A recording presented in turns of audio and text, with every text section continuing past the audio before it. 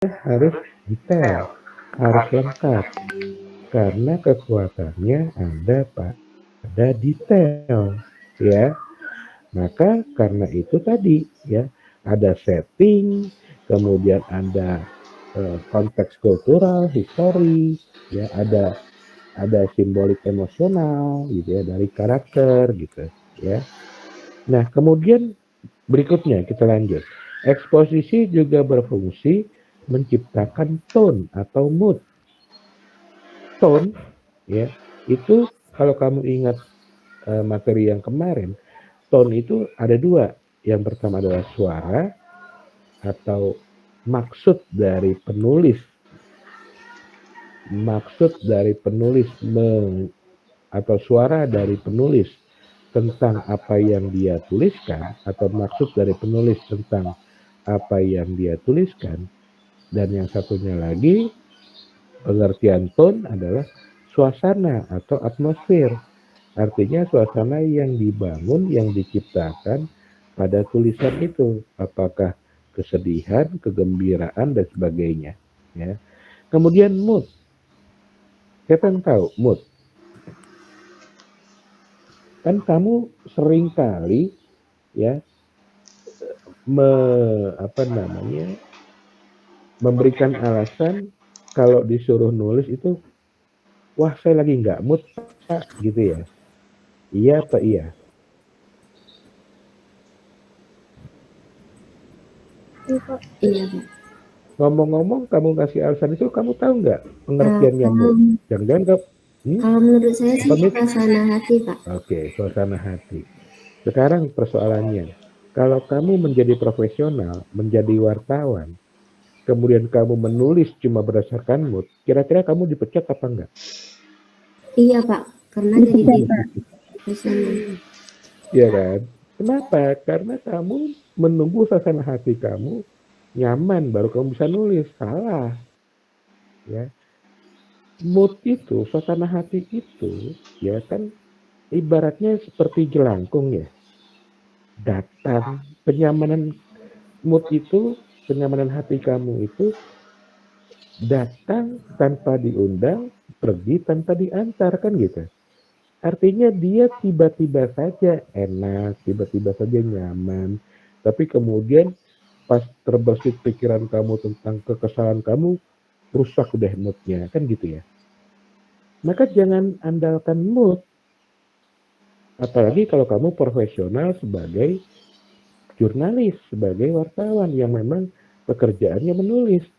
Kalau kamu mengandalkan mood, ya dalam seminggu nggak sampai kamu akan dipecat. Karena mood kamu lagi nggak ada, jadi kamu nggak bisa nulis. Akhirnya terus nggak ada laporan yang kamu buat. Gitu. Ya kan, perusahaan rugi dong. Kok gaji orang yang nggak bisa kerja, kan gitu. Ya, maka kamu dipecat. Maka saran saya adalah ciptakan mood. Untuk awal-awalnya, ciptakan mood. Misal, kamu merasa mood menulis kalau dengar musik. Maka setel musik. Jangan alasan nggak mood, kemudian kamu nggak kerja, kemudian kamu nggak nulis. Tapi ciptakan mood. Kalau memang mood kamu karena musik, setel musik. Kalau mood kamu dengan makan coklat, beli coklat. Artinya adakan mood itu, ya. Tapi nanti pelan-pelan kamu akan terbiasa bahwa menulis itu nggak perlu mood. Kamu akan siap menulis kapanpun dibutuhkan, kapanpun disuruh, kapanpun kamu mau. Paham? Ya, Paham, Pak. oke. Jadi, ya, setting itu juga bicara atau setting itu juga berfungsi menciptakan tone atau mood. Dari siapa? Dari pembaca. Kalau dari yang nulis ya enggak lah, kan dia lagi nulis gitu ya. Tapi itu tadi saya ngomong soal mood itu untuk kamu sebagai penulis. Tapi yang dimaksud eksposisi berfungsi menciptakan tone dan mood itu untuk pembaca, gitu ya. Supaya pembaca tahu suara yang dimaksud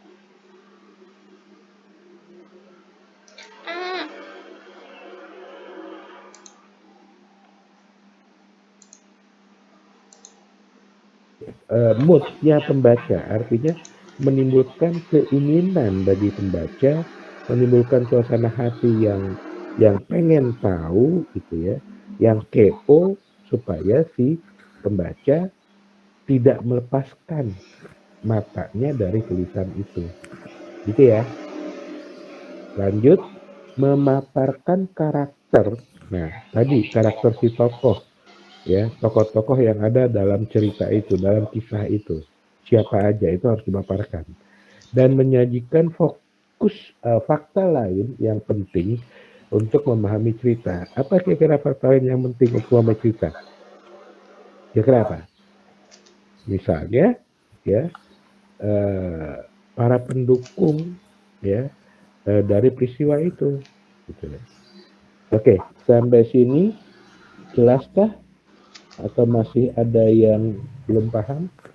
Pak, Yuk. Mita mau bertanya. Tadi kan di eksposisi ini memberikan setting itu atau latar, tempat, dan waktu. Nah, untuk latar waktu yang dimaksud di sini itu apakah tanggal, tahun, atau waktu yang sore, pagi, siang, malam itu, Pak? Karena kan feature itu dia bisa basi kalau kita nyatakan tanggalnya gitu. Jadi waktu yang di sini dimaksud itu waktu pagi, sore, siang, malamnya atau gimana, Pak?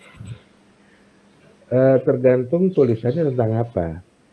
Kalau tulisannya tentang pembunuhan misalnya, ya, atau tulisan yang memaksa kamu untuk harus bicara soal tanggal, kan kemarin ketika penjelasan soal penjelasan, bagaimana cara kita menyiasati penulisan waktu ya supaya tidak basi.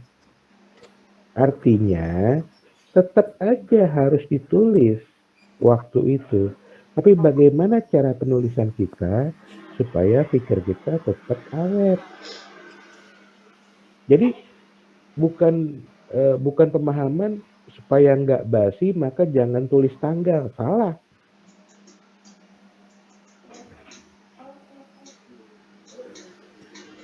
Ya, salah. Tetap tuliskan tanggal, tapi bagaimana cara kita menuliskannya supaya tulisan kita tetap awet, supaya tulisan kita tidak basi. Begitu pemahamannya. Ya, kamu tentunya masih ingat kan cara-cara menyiasati yang sudah saya sampaikan kemarin. Gitu ya. Jadi jangan pernah ada di pikiran kamu bahwa kamu tidak boleh menulis tanggal pada pikir karena basi. Salah. Jelas? Kita? Iya, jelas, Pak. Oke, ada lagi yang mau bertanya?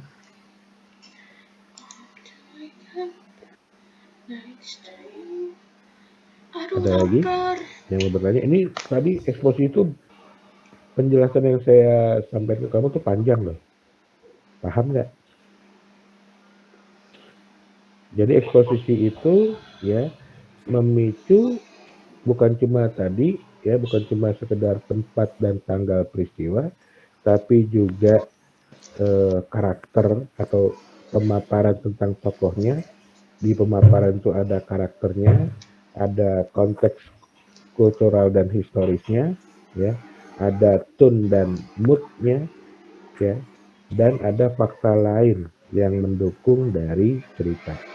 Jadi eksposisi itu isinya banyak, bukan cuma tanggal dan waktu, tapi juga tentang tokoh, tentang karakter, ya, tentang konteks kultural dan historis, juga tentang tone dan mood serta apa fakta lainnya.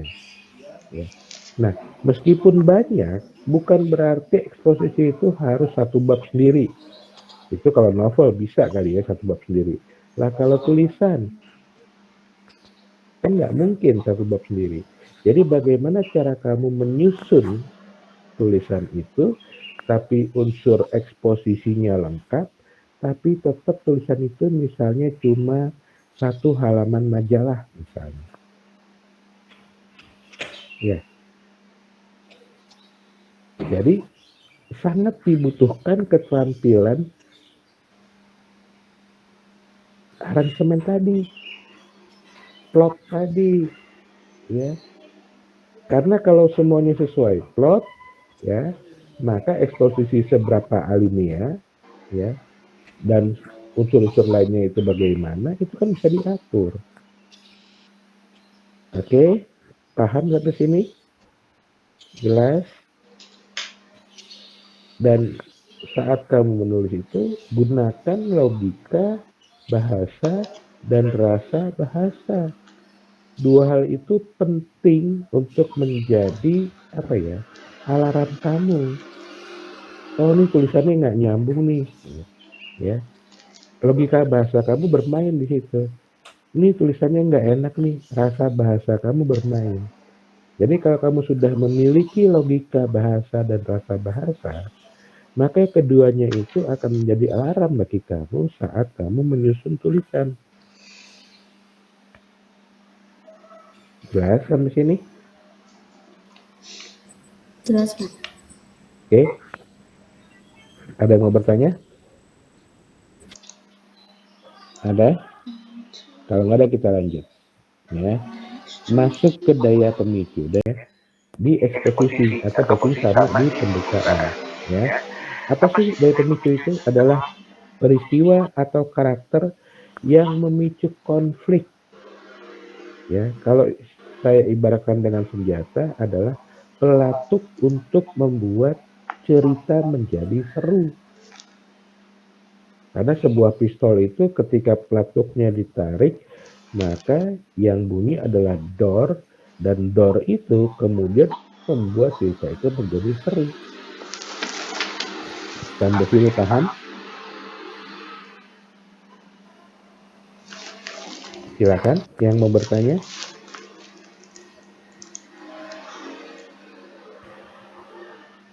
Saya jadi ingat, yang paling parah dari semua ujian kamu adalah apa? Masih ditulis bahwa syarat judul berita, jenis feature pada berita ini adalah, artinya apa? Pemahaman kamu itu masih belum belum fokus banget bahwa yang kamu kerjakan itu adalah feature. Saya sedih banget tuh ngelihat jawaban kayak gitu, ya. Feature dan berita belum dapat kamu bedakan, meskipun yang kamu jawab adalah soal feature. Banyak banget itu yang begitu. Oke, kembali. Ada yang mau bertanya? Nah, sekarang dengan silakan. Izin bertanya, maaf saya potong. Untuk pelatuk itu kan untuk membuat cerita menjadi seru. Nah, yang membedakan daya pemicu itu seru dan menarik itu bagaimana ya, Pak?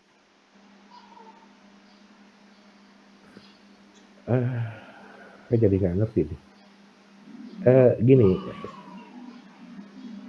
pemicu sama pelatuk itu sama, ya. Artinya apa? Sesuatu, ya. Pemicu itu kan sumbu misalnya. Pelatuk itu ya tadi dalam senjata, ya.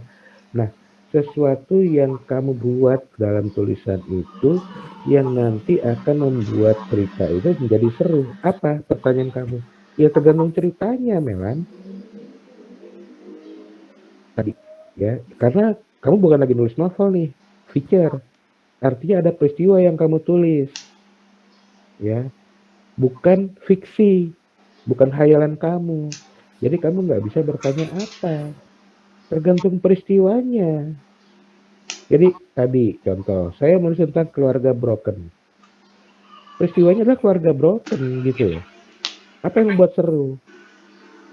Ya tadi, ya, cerita mereka dari keluarga broken itu untuk menyatu kembali menjadi satu hati dan satu domisili. Kan seru itu. Nah, serunya apa? Tergantung cara kamu menuliskan. Peristiwanya tetap aja biasa. Peristiwanya tetap aja sama. Tergantung cara kamu menuliskan. Paham ya? Jadi ingat bahwa kamu bukan lagi menulis novel. Tapi yang kamu tulis feature, ada peristiwanya. Peristiwa itulah yang kamu tulis. Nah, supaya benar-benar menjadi seru, maka peristiwanya itu kamu susun dengan diksi yang baik, diksi yang dapat menggambarkan suasana, diksi yang membuat cerita itu menjadi seru. Karena faktanya sama. Jadi misalnya gini, saya meminta kamu Melan dan meminta siapa misalnya Afrida untuk menulis ya tentang keluarga broken, itu bisa jadi serunya beda, paham? Padahal faktanya sama, tapi bisa jadi serunya beda. Apa yang membuat jadi beda? Diksi dan kemampuan merangkai. Ya, pertama adalah vocabnya, perbendaharaan diksinya. Kedua, kemampuan merangkainya. Jelas, Melan? Jadi jangan pernah ulangi ya, karena yang kita bahas adalah feature. Ada peristiwanya, ada kejadiannya, ada faktanya. Tinggal kamu nggak bisa bilang, nggak bisa nanya, gimana Pak supaya jadi seru gitu. Ya, tapi kalau itu kemudian menjadi toolsnya adalah tadi diksi dan kemampuan merangkai.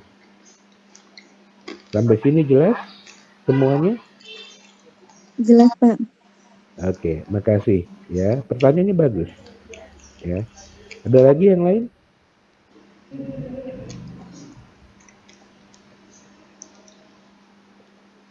Ada lagi yang mau bertanya?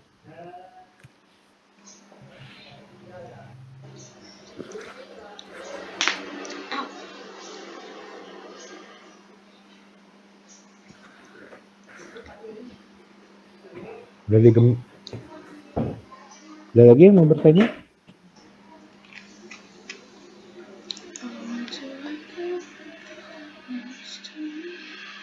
Ya Allah, masih banyak.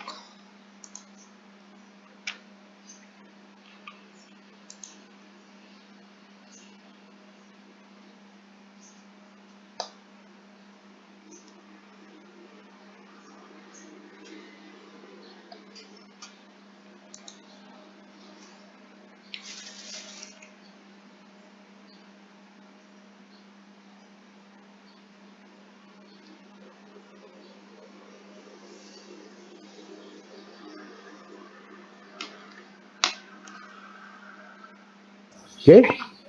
Ada yang mau bertanya?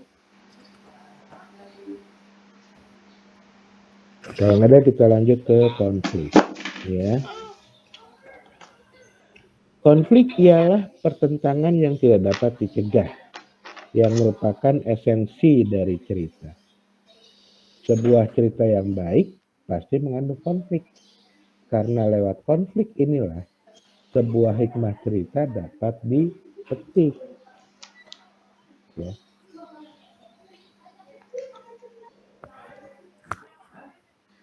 Jadi sekali lagi, konflik adalah pertentangan yang tidak dapat dicegah. Ya, kalau dapat dicegah bukan konflik namanya. Yang merupakan esensi dari cerita. Sebuah cerita yang baik pasti mengandung konflik. Karena lewat konflik inilah sebuah hikmah cerita dapat dipetik. Itu paham? Paham? Oke. Konflik terdiri atas 4 macam. Man versus man versus nature, man versus society, dan man versus self. Ya. Oke. Ada yang mau bertanya?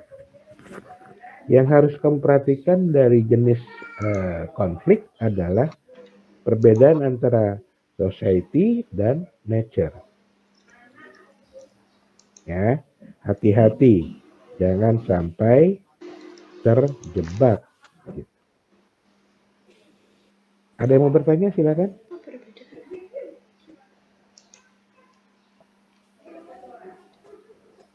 Bapak, saya ditemani izin bertanya, Pak. Iya, silakan. Yang terkait tadi jenis konflik itu kan tadi ada man versus nature sama society. Nah, kalau misalnya nature itu maksudnya itu misalnya kayak faktor alam itu karena bencana alam kah? Kalau misalnya lingkungan itu masuknya ke mungkin sekelompok sosial, sekelompok orang, atau seperti apa Pak konfliknya? Oke. Dua-duanya yang kamu sebutin barusan betul. Ya. Tapi bukan cuma soal bencana alam baru kemudian menjadi konflik antara manusia dengan lingkungan. Bukan. Kamu memetik daun sembari pulang jalan, itu juga sebenarnya konflik bagi si daun. Ya, kalau dia bisa teriak, dia akan teriak, "Oi jangan," gitu. Kenapa? Karena dia tahu kamu cuma iseng doang, metik daun, nyobek-nyobekin sampai kecil, terus nyebar, terus ngebuang gitu. Nggak ada apapun manfaat yang kamu lakukan dengan metik daun itu. Bagi sang daun, bagi sang tanaman itu konflik. Ya, itu apa namanya? Perbuatan sia-sia yang menyakitkan. Karena tanaman itu juga makhluk hidup gitu loh. Apakah kamu pikir ketika dipetik dia nggak nangis? Karena dia makhluk hidup. Tapi karena kamu nggak punya hati, melakukan apa-apa tanpa hati, maka tangan kamu bisa aja tuh metik tanaman. Ya, kamu nggak kebayang bahwa dia juga makhluk hidup. Oke, itu contoh lingkungan. Kemudian contoh society.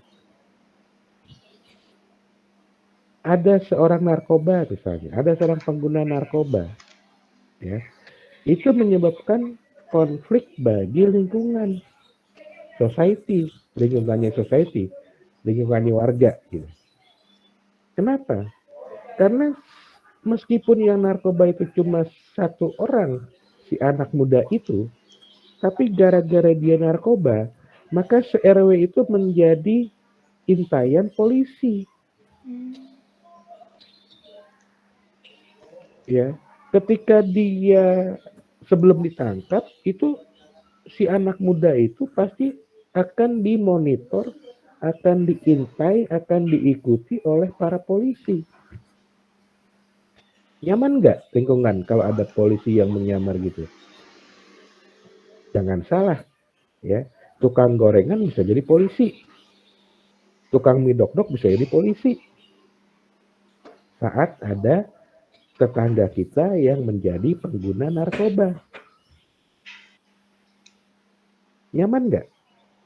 Belum lagi saat penggerebekan misalnya. Ya, ada dar-der-dor. Nyaman nggak? Jadi itu contoh ya dari konflik dengan society. Meskipun si anak muda itu nggak sadar, nggak ngeh gara-gara dia menimbulkan konflik bagi lingkungannya, lingkungan warganya. Sampai sini jelas, Dita? Sangat jelas Pak. Oke. Terima kasih banyak Pak. Iya. Ada lagi yang mau bertanya? Melan izin bertanya Pak. Iya. Melan izin bertanya terkait man versus man sama man versus self. Nah, self diri sendiri itu kan juga manusia. Apa yang membedakan antara man versus man dengan man versus self gitu? Sedangkan si diri sendirinya juga kan manusia gitu, seperti itu Pak. Iya. Contoh kecil adalah ya saat kamu kuliah hari ini, ya masuk nggak ya, ikut nggak ya, ada nggak, pernah nggak di diri kamu itu muncul godaan kayak gitu, kuliah online males, pernah nggak ikut pernah nggak Melan? Iya Pak. Itu adalah contoh dari konflik dengan self. Kenapa? Ya, konflik manusia dengan dirinya. Konflik manusia dengan dirinya itu artinya konflik di dalam diri manusia itu sendiri.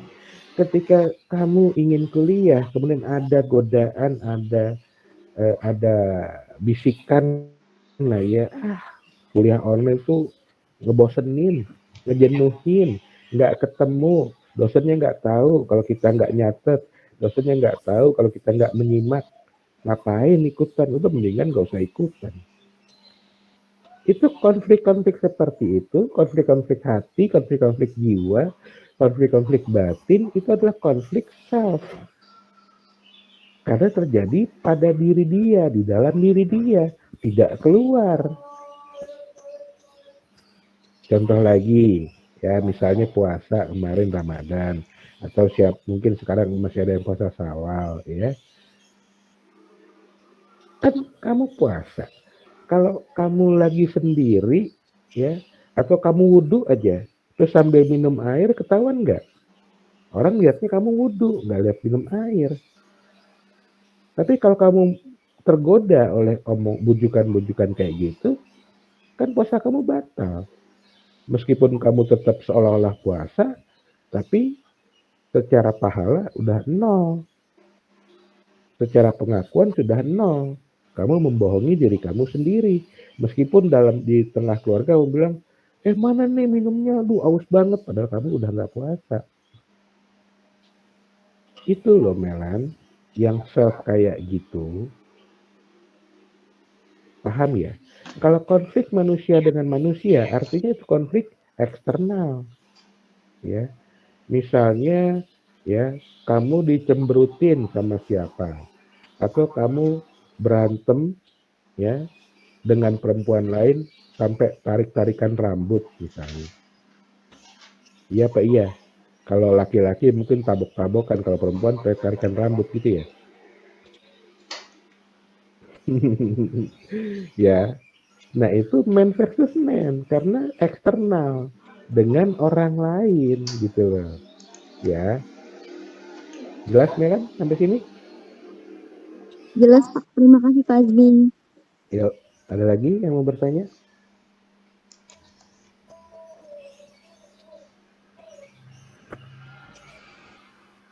Ada lagi? Oke, kita lanjut. Sekarang sampai kepada ketegangan. Ya, ketegangan adalah rasa tegang atau sense of worry. Kamu pernah nggak dengar kalimat don't worry atau not worries? Pernah nggak? Ya, kalau kamu dengar kalimat itu, kamu mengartikannya sebagai jangan khawatir gitu ya. Nah, sebenarnya kekhawatiran itu adalah rasa tegang. Ya, don't worry, jangan khawatir, jangan cemas kan gitu. Sebenarnya dua-duanya itu adalah rasa tegang. Jadi rasa tegang itu bisa diartikan sebagai worry, gitu ya. Sense of worry yang dimunculkan penulis sehubungan dengan apa yang akan terjadi dan siapa yang melakukan. Ya, rasa tegang yang dimunculkan penulis sehubungan dengan apa yang akan terjadi dan siapa melakukan apa. Biasanya muncul ketika cerita makin meninggi. Ya, ketegangan ini terdiri atas 3 macam. Yang pertama adalah suspense, disebabkan peristiwa yang ditunda. Yang kedua excitement, disebabkan keberadaan atau kegembiraan. Yang ketiga tension, disebabkan rasa atau tekanan. Oke, sampai sini. Siapa yang mau bertanya?